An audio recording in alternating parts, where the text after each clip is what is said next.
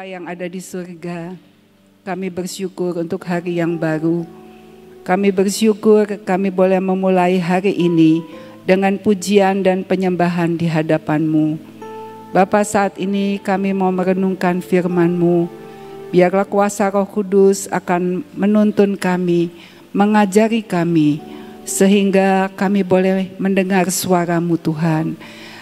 Kami boleh mendengar ajaran-Mu yang dinyatakan melalui kebenaran firman-Mu. Tuhan, berbicaralah supaya kami boleh mendengar dan kami boleh bertumbuh dan kami berjalan di dalam ucapan syukur dan kami belajar untuk tidak melupakan segala kebaikan-Mu dalam hidup kami. Di dalam nama Tuhan Yesus kami bersyukur dan berdoa. Amin. Selamat pagi Bapak Ibu sekalian. Hari ini kita akan merenungkan firman Tuhan dengan tema jangan lupakan segala kebaikan Tuhan. Pembacaan firman Tuhan dari Mazmur 103 ayat 1 sampai 5. Mari kita membacanya bersama-sama. 2, 3. Dari Daud, pujilah Tuhan hai jiwaku, segenap batinku, pujilah namanya yang kudus. Pujilah Tuhan hai jiwaku, jangan lupakan segala kebaikannya. Dia yang mengampuni semua dosamu, yang menyembuhkan segala penyakitmu. Dia yang membebaskan nyawamu dari kuburan, yang melimpahi engkau dengan kasih dan belas kasihan. Dia yang memuaskan hidupmu dengan yang baik, sehingga engkau awet muda seperti burung raja wali. Amin. Ya, Mazmur ini ditulis dari Daud. Kita tahu bahwa Daud itu adalah seorang yang suka memuji Tuhan, seperti Bapak dan Ibu sekalian yang setiap pagi mengikuti PW di tempat ini. Daud berkata bahwa Daud menyadari bahwa di panggilan hidupnya adalah untuk memuji dan menyembah Tuhan. Di dalam Mazmur 119 ayat 164, Daud juga berkata, 7 kali dalam sehari aku memuji-muji engkau, karena hukum-hukum-Mu yang adil. Ya, 7 itu adalah angka sempurna. Jadi kalau Daud berkata, 7 kali dalam sehari aku memuji-muji engkau, artinya di dalam hati Daud itu terus ada puji-pujian yang keluar untuk memuliakan nama Tuhan. Ini adalah suatu teladan yang baik yang dapat kita ikuti di dalam perjalanan kita percaya kepada Tuhan Yesus. Dengan Daud dalam hatinya itu terus ada puji-pujian, ada ucapan syukur. Maka kita tahu Daud itu menjadi seorang yang berhasil dalam kehidupannya. Tuhan itu hadir di dalam hidup Daud. Karena firman Tuhan juga berkata bahwa Allah itu bertahta di atas puji-pujian orang Israel. Jadi ketika kita memuji Tuhan dengan segenap hati kita, maka Tuhan itu bertahta. Tuhan itu berkuasa atas hidup kita. Seperti Raja Daud juga. Kita lihat di dalam kisah Raja Daud, setiap kali dalam peperangan, setiap kali di dalam pergumulan, akhir-akhirnya Daud itu selalu menang. Ya, karena apa? Karena Tuhan hadir di dalam kehidupannya. Daud menjadi orang yang berhasil dalam segala sesuatu yang dilakukannya. Nah, memuji Tuhan itu bukan hanya dalam bentuk nyanyian seperti yang kita lakukan di dalam PW. Tetapi memuji Tuhan itu merupakan sikap hati. Sikap hati kita yang bersyukur. Sikap hati yang percaya bahwa Tuhan itu selalu baik dalam hidup kita. Ya. Jadi artinya dalam apapun yang kita hadapi dalam hidup ini, maksud Tuhan, rencana Tuhan itu maksudnya baik. Ya. Tuhan itu berniat baik dan Tuhan itu turut bekerja untuk membawa kebaikan dalam kehidupan kita. Jikalau kita mengerti akan perkara ini, maka kita akan selalu bersyukur dan memuji Tuhan. Tadi juga dikatakan, pujilah Tuhan hai jiwaku, jangan lupakan segala kebaikannya. Ya, kita sebagai manusia itu seringkali mudah lupa. Ya, kita kadang-kadang sudah janji sama orang bisa lupa. Kita sudah punya niat mau melakukan sesuatu, tapi ternyata kita bisa lupa. Maka kebaikan Tuhan juga seringkali kita lupakan. Sebenarnya kalau kita pikir kebaikan Tuhan dalam hidup kita itu kan sangat banyak, ya. Dan kalau kita mau menghitungnya, mungkin rasanya tidak terhitung. Tetapi karena kita seringkali lupa akan kebaikan Tuhan, maka ada persoalan sedikit aja. Kita lupa sama semua kebaikan Tuhan, sama pertolongan Tuhan. Kita cuma ingat itu saja yang kita pikirin, kesusahan-kesusahan yang kita kayaknya nggak cocok di hati kita, ya. Jadi sikap hati kita itu belajar untuk memuji Tuhan dan selalu mengingat akan segala kebaikannya. Karena firman Tuhan juga mengingatkan, jangan lupa segala kebaikan Tuhan dalam hidup kita, ya. Menghitung berkat itu, kalau menceritakan menghitung berkat, saya ingat Miss Lani pernah bercerita bahwa di dalam hidupnya dia selalu berusaha untuk menghitung berkat Tuhan. Jadi kalau setiap hari itu kalau ada kejadian, dia catat di kertas dan kertasnya dilipat lalu dimasukkan di suatu tempat. Setiap hari demikian, apa kejadian-kejadian yang baik dalam hidupnya dia selalu catat dan dia masukkan di satu kontainer. Nanti tanggal 31 Desember Miss Lani dan suaminya itu akan membuka catatan-catatan itu, mulai dibuka, mulai dibaca dan disyukuri. Oh, ternyata Tuhan sudah melakukan ini, Tuhan sudah menolong, Tuhan sudah memberkati, Tuhan sudah buka jalan dan sebagainya, sehingga mereka berdua itu bisa mengucap syukur di akhir tahun. Ya. Nah, kita juga belajar Bapak Ibu untuk tidak melupakan kebaikan Tuhan dalam kehidupan kita.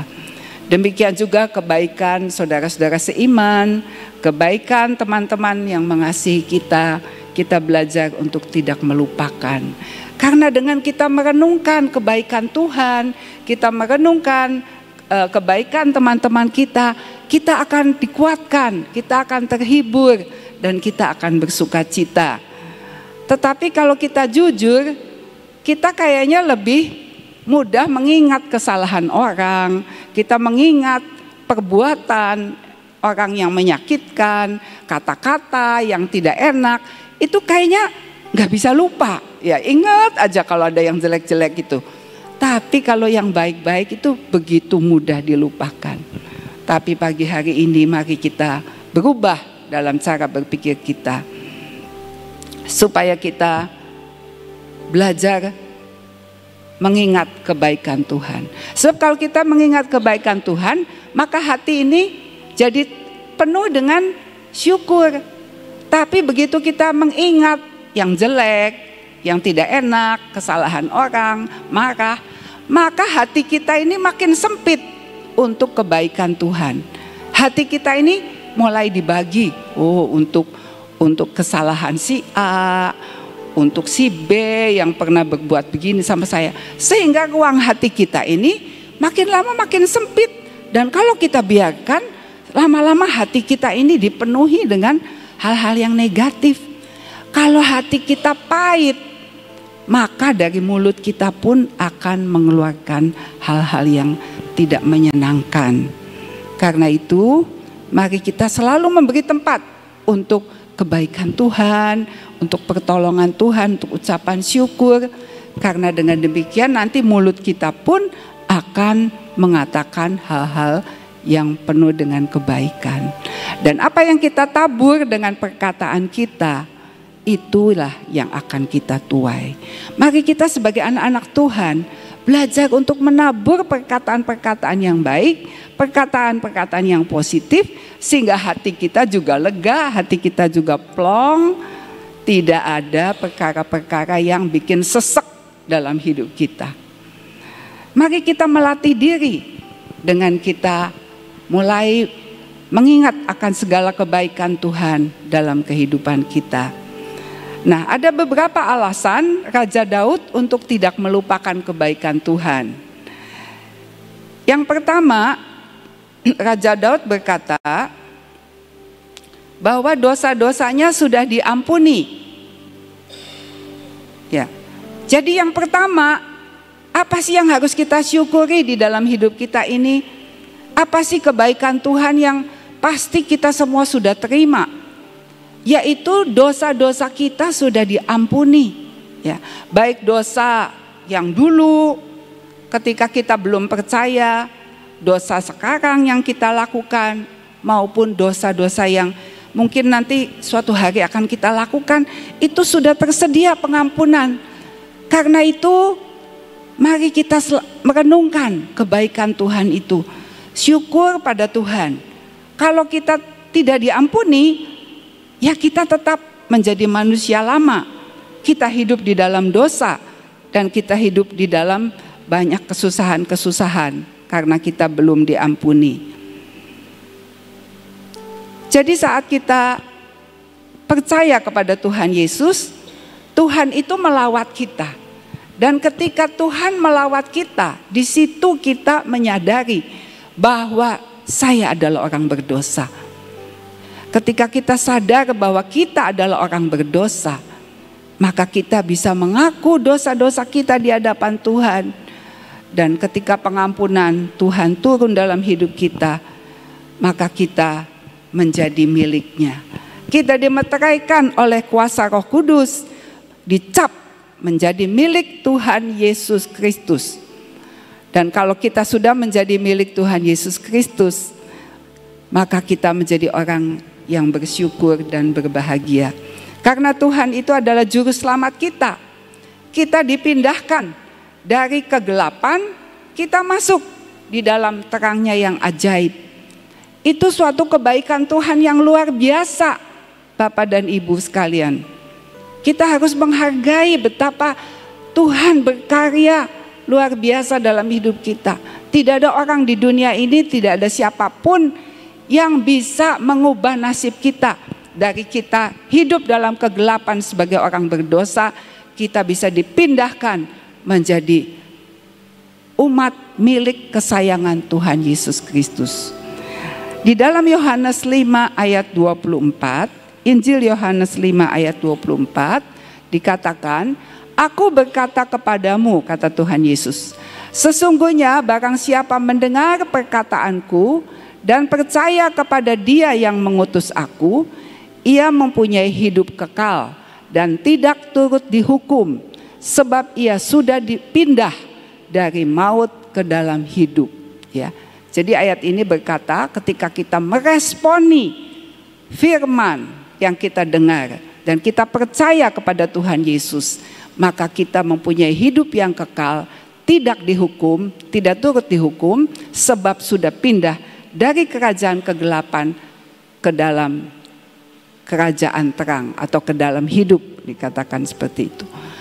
Jadi karya Tuhan karya Tuhan sudah memindahkan kita dari gelap kepada terang, harus kita selalu ingat.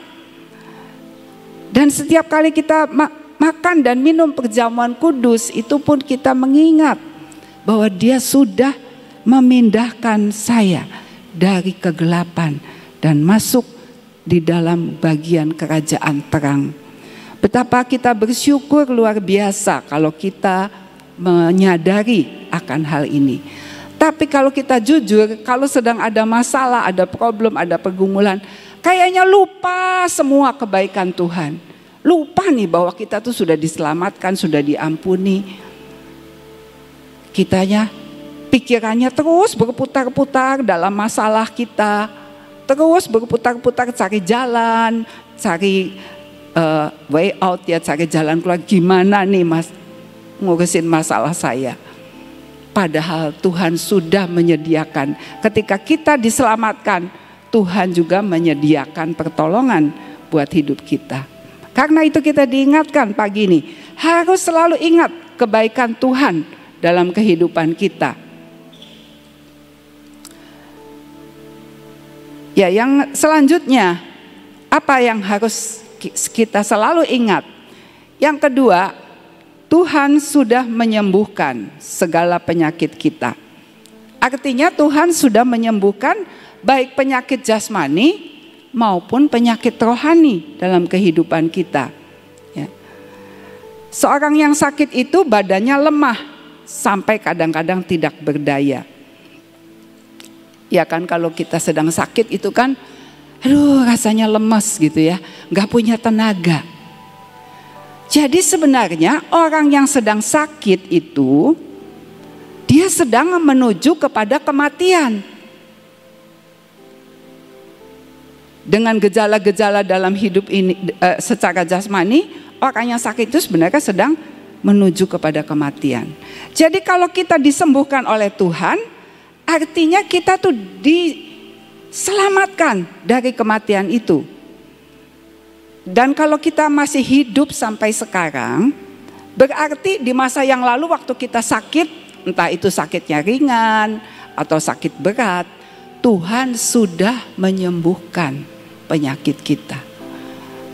Tuhan sudah menyembuhkan segala penyakit kita.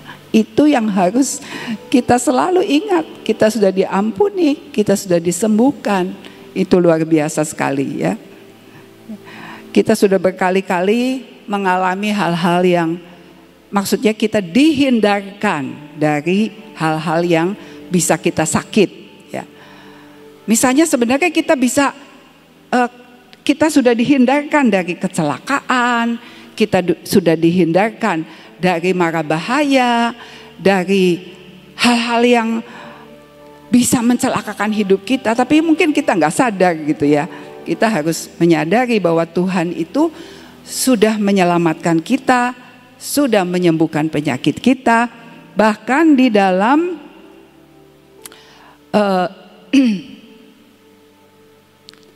ayat 4 tadi ya. Dia yang membebaskan nyawamu dari kuburan. Tetapi di dalam Mazmur 103 ayat 4 yang firman Allah yang hidup tertulis, Ia menebus aku dari neraka. Ya, di dalam firman Allah yang hidup, kuburan itu ternyata maksudnya neraka. Ia melimpahi aku dengan kasih setianya dan kemurahannya. Ya. Jadi Tuhan sudah menyelamatkan kita dan Tuhan sudah menebus kita dari neraka. Sejak kita menerima Tuhan Yesus, kita sudah dipindahkan. Karena itu masa depan kita itu bukan lagi neraka, tetapi hidup yang kekal. Ya. Masa depan kita adalah hidup yang kekal. Apa sih hidup yang kekal itu? Di dalam Yohanes 17 ayat 3 dikatakan, inilah hidup kekal itu, yaitu bahwa mereka mengenal Engkau satu-satunya Allah yang benar, dan mengenal Yesus Kristus yang telah Engkau utus. Jadi hidup yang kekal bukan sekedar kita tidak akan mati, kita akan hidup selama-lamanya.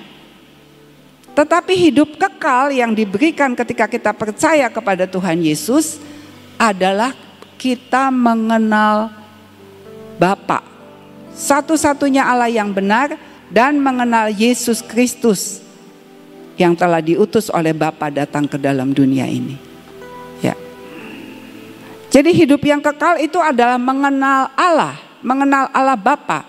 Maka hidup yang kekal itu bukan nanti kalau saya sudah mati, saya akan mengalami hidup yang kekal.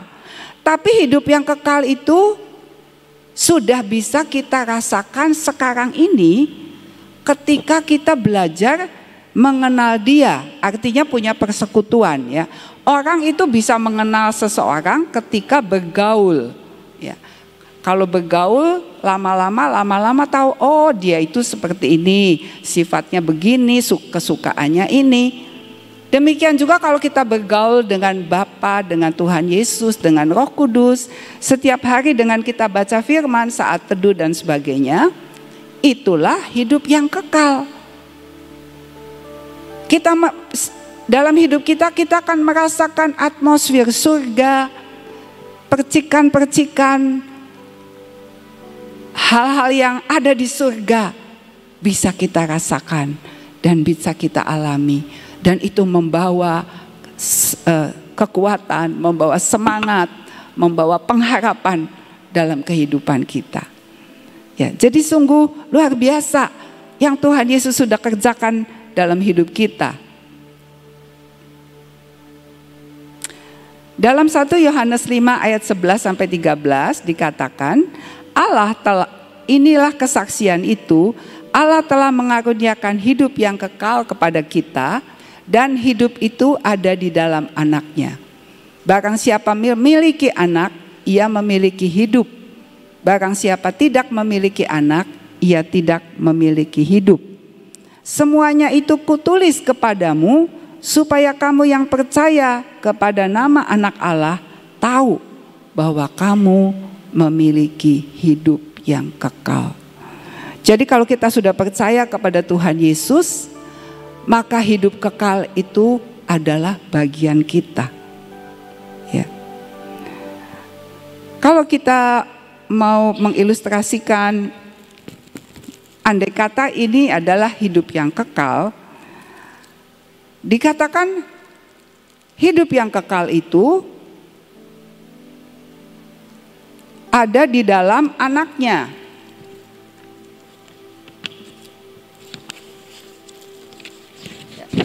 Kalau ini adalah hidup yang kekal, dikatakan hidup yang kekal itu ada di dalam Anaknya.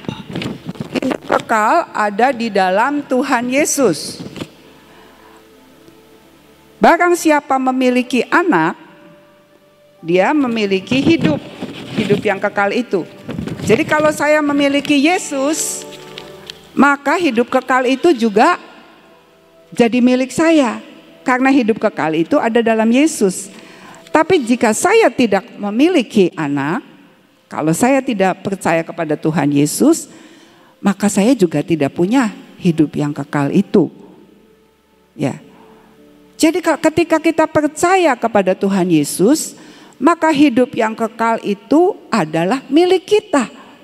Kita tidak lagi berkata, mudah-mudahan saya kalau pulang ke rumah Bapak, kalau saya pulang nanti ke surga.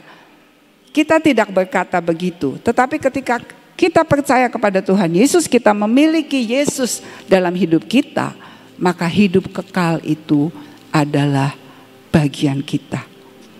Dan kalau kita sudah memiliki hidup yang kekal, bukankah kita harus bersyukur luar biasa?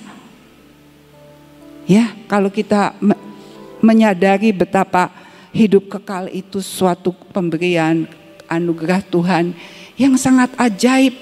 Sehingga kalau di dalam hidup ini kita menghadapi ada pergumulan, ada persoalan, itu semua tidak ada, maksudnya kecil dibandingkan dengan anugerah Tuhan yang besar yang sudah menjamin kita untuk bisa memiliki hidup yang kekal. Selanjutnya, apa yang dikatakan oleh Raja Daud? Pertama, Raja Daud berkata bahwa dia sudah diampuni dosanya. Tuhan sudah menyembuhkan, Tuhan sudah mengampuni segala dosa kita. Tuhan sudah menyembuhkan segala penyakit kita. Tuhan sudah menebus kita dari neraka. Tuhan juga sudah memberikan tadi hidup yang kekal kepada kita. Nah, yang terakhir di dalam ayat 5 dikatakan, dia yang memuaskan hidupmu dengan yang baik. Tuhan itu, kita harus selalu ingat gitu, bahwa Tuhan selalu memberi apa yang baik dalam hidup kita. Ya. Apa yang baik dalam hidup kita mungkin belum tentu cocok dengan hati kita. Ya. Seperti kalau anak kecil. Anak kecil kan selalu maunya es krim, permen, ya, yang enak-enak, yang manis-manis. Tapi kita sebagai orang tua tidak akan selalu memberikan yang manis-manis saja, karena itu tidak baik buat kesehatan dia.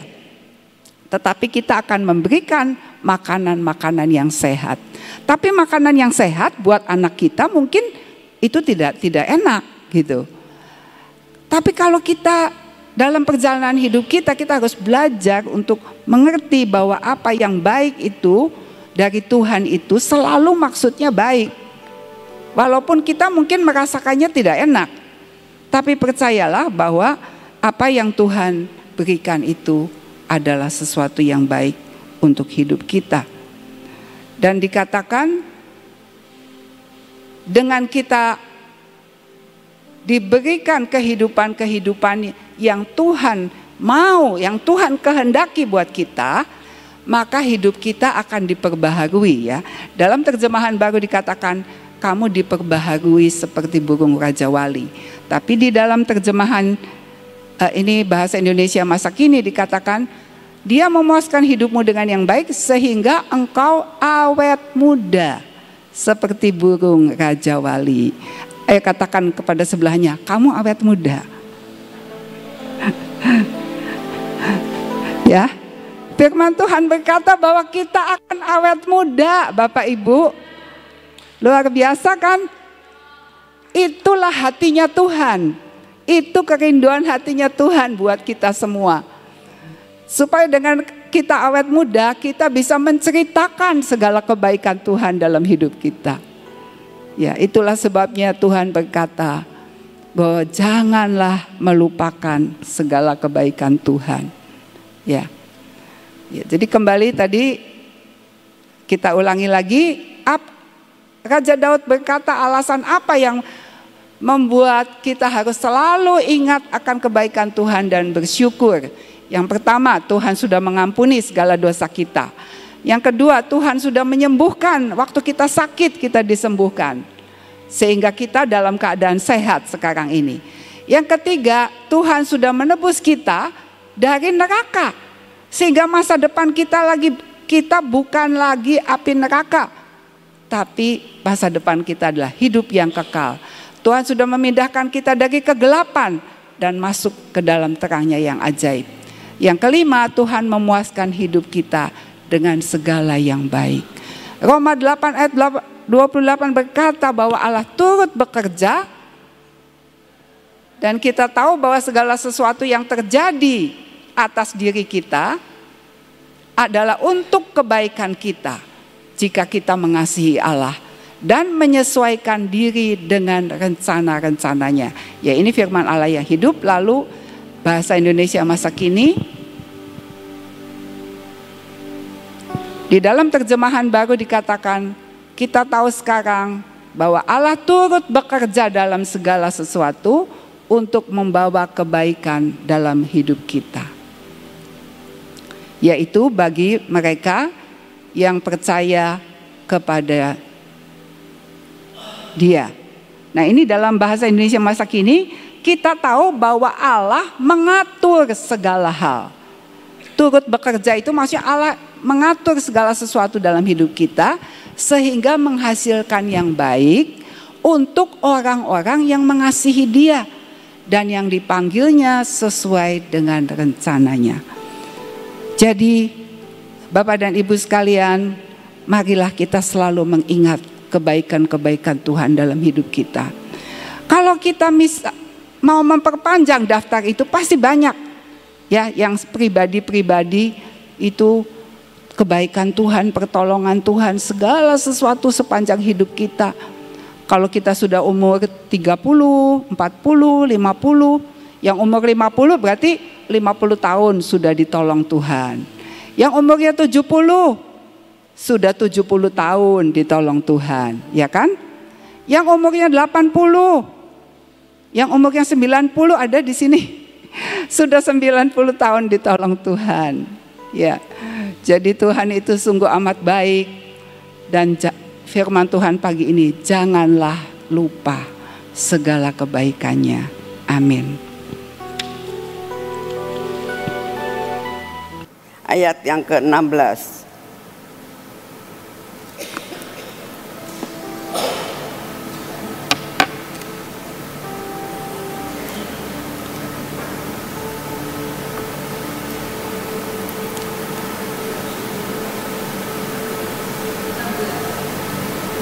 Yang ke-16, jangan ke-17 ya. Ya. Yuk kita akan membaca 1 Tesalonika 5, 16, 17, 18 ya. Tuhan berkata kita harus bersukacita senantiasa. Tadi Ibu Tin sudah sampaikan tentang mengucapkan syukur, kan, berterima kasih dengan segala sesuatu. Kita kadang-kadang dikatakan tadi kita bisa terima kasih kalau kita itu sedang menghadapi sesuatu hal yang wow. Tapi kalau persoalan demi persoalan dalam hidup kita terus ada, itu susah untuk bersukacita. Teruskan ayat yang 17-18. Ya, terus mengucap syukurlah dalam segala hal, sebab itulah yang dikehendaki Allah di dalam Kristus Yesus bagi kamu. Jadi yang sebenarnya yang Tuhan Yesus rindukan dalam kehidupan saudara dan saya adalah mengucap syukur dalam segala hal, sebab itulah yang Tuhan kehendaki dalam hidup kita. Ya. Mengucap syukur dalam segala hal itu ya, baik senang atau tidak, tetap mengucap syukur. Kenapa? Nah, jawabannya tadi ya, bahwa Tuhan itu sudah mengatur kehidupan kita. Ya kan? Roma berapa tadi? Roma 28 8 ayat ya. Dikatakan Tuhan itu selalu mengatur, sudah mengatur. Roma 8 ayat 28. Lalu sudah diatur kok, masih kurang puas dalam hidup saudara dan saya. Belajarlah saudara, kita itu mengatakan apapun yang Tuhan rencanakan dalam hidup saya dan saudara, itu yang terbaik. Sekalipun kita itu ngadepi sesuatu hal yang tidak baik, tapi belajar di ujung sana pasti baik. Amin. Di ujung sana terakhir pasti iya. Yuk kita berdoa. Bapa, terima kasih ya Tuhan, karena kami tahu Engkau selalu mengatur dan pengaturan-Mu adalah sempurna. Kalau kami mempunyai orang tua Tuhan, selalu mengatur hidup kami. Pagi-pagi menyediakan makanan, menyediakan peralatan sekolah, menyediakan seragam, menyediakan sepatu. Semua sudah disediakan. Menyediakan sarapan pagi. Pasti Tuhan, karena orang tua kami mengasihi kami. Terlebih Engkau yang memiliki hidup kami. Engkau sudah menyediakan yang terbaik. Sekalipun kadang-kadang anak-anak kecil kalau disediain makan pagi merasa enggak pas di hatinya, tetapi tujuan daripada orang tua adalah anak-anak itu diberi makan yang benar. Tuhan, Engkaulah yang memiliki hidup kami. Buat kami mengerti bahwa apa yang Kau sediakan dan Kau rencanakan atas hidup kami, itulah yang terbaik buat kami. Terima kasih untuk kasih setia-Mu untuk pagi hari ini Tuhan. Biar kami selalu berterima kasih, mengucap syukur untuk pengaturan-Mu yang amat sangat sempurna atas hidup kami.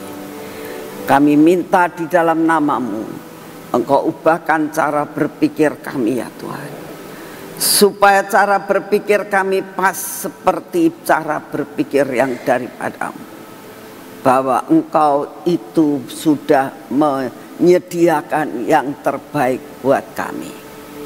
Terima kasih untuk semuanya. Pada saat ini Tuhan, kami tidak henti-hentinya terus berdoa buat kota ini. Engkau berikan udara yang baik, Engkau berikan hujan kalau sudah waktunya, Engkau berikan segala sesuatu yang terbaik. Engkau juga akan memberikan seorang pemimpin buat kota ini, pemimpin yang baik, pemimpin yang pas di hati-Mu. Tuhan Yesus, kami sungguh menyerahkan. Engkau sendiri yang akan mengatur sedemikian rupa. Engkaulah yang mengatur kota ini. Engkau juga yang akan mengatur siapa yang harus memimpin kota ini Tuhan. Terima kasih untuk semua. Kami juga tetap berdoa untuk pemilihan pilkada di seluruh 38 provinsi. Ini pun kami persembahkan semua kepadamu. Engkau pasti mengaturnya, dan apa yang menjadi pengaturanmu itulah yang terbaik. Bapak, kami berdoa saat ini Engkau memberkati akan negara kami ini ya Tuhan. Engkau lepaskan negara kami dari pertentangan demi pertentangan. Engkau lepaskan Tuhan negara kami daripada segala ketidakpuasan satu terhadap yang lain. Bapa, kami minta di dalam nama-Mu, biarlah Engkau yang akan memberikan damai sejahtera-Mu. Tidak akan ada suatu pertentangan, perpecahan dalam negara kami. Inilah doa yang kami naikkan di hadapan ya Tuhan. Saat ini kami datang di hadapan-Mu, kami juga minta unity yang ada di tempat Gracia ini. Setiap divisi apapun juga, buat kami tidak terpecahkan Tuhan. Buat kami tetap unity, saling mengerti satu terhadap yang lain. Inilah doa kami, karena kami tahu dengan unity maka surga akan menyentuh bumi. Akan terjadi perkara-perkara yang ajaib di tempat ini. Bapa, kami percaya setiap orang yang masuk tempat ini, semua pergumulan akan terjawab. Semua sakit penyakit akan disembuhkan. Semua yang belum terbuka akan terbuka. Dan semua diberkati dan tidak ada kemiskinan lagi. Kami percaya Tuhan, Engkaulah yang akan mengatur di dalam segala perkara. Terjadi mujizat dan mujizat terjadi di tempat ini. Terima kasih Bapa. Kami juga berdoa bukan sekedar mujizat secara jasmani Tuhan. Kami sangat merindukan mujizat secara rohani Tuhan. Ada perubahan dalam kehidupan kita. Karakter kita diubahkan Tuhan. Inilah yang menjadi kerinduan kami. Engkau menampakkan diri-Mu. Engkau membuat mereka berpengalaman dengan Engkau. Ketemu dengan Engkau. Mencintai Engkau Tuhan. Lebih dari segala-galanya. Itulah kerinduan kami. Terjadi di tempat ini. Terima kasih untuk kasih setia-Mu. Bapa, saat ini juga kami datang di hadapan-Mu. Kami tetap minta daya tahan tubuh yang baru dalam menghadapi akan cuaca yang ekstrim ini. Minta anugerah-Mu turun, beri kekuatan kesehatan yang daripada-Mu ya Tuhan. Karena kami mempunyai DNA yang daripada-Mu. Terima kasih untuk kasih setia-Mu Bapa. Kami mau menyerahkan setiap aktivitas kami hari ini. Biarlah Engkau yang berjalan di depan kami. Dalam nama Tuhan Yesus. Mari saudara, kita akan masuk di dalam pengurapan.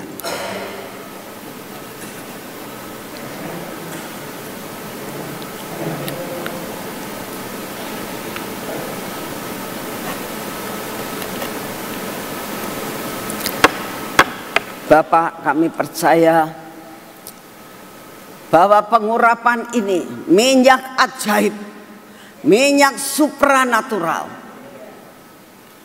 Engkau berikan kepada kami dan kami oleskan pada hidup kami. Sehingga seluruh hidup kami ada dalam selubung yang daripada-Mu. Mata kami Tuhan, biarlah terus memandang kepada kebenaran-Mu. Telinga kami Tuhan, untuk mendengar perkara-perkara yang Engkau inginkan. Bibir mulut kami Tuhan, biar benar-benar memancarkan perkataan-perkataan air hidup Tuhan. Bukannya perkara-perkara yang kotor keluar dari mulut kami. Ini hati kami, bersihkan hati kami. Supaya yang keluar dari bibir mulut kami, yaitu dari hati yang bersih di hadapan-Mu.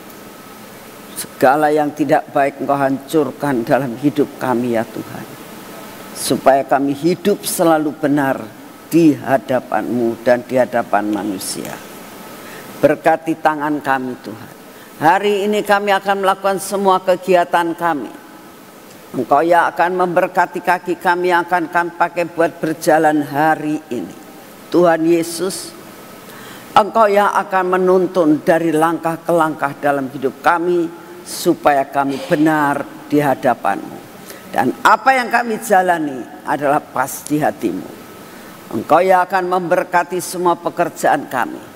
Terjadi perlipat kali gandaan dan berkat-Mu kami terima dengan utuh. Tuhan, hari ini kami ingin menikmati the new beginning Tuhan. Apa yang tidak pernah kami lihat, apa yang tidak pernah kami dengar, apa yang tidak pernah timbul dalam hati kami, Tuhan, Engkau sudah sediakan buat kami. Dan biar hari ini kami menerimanya.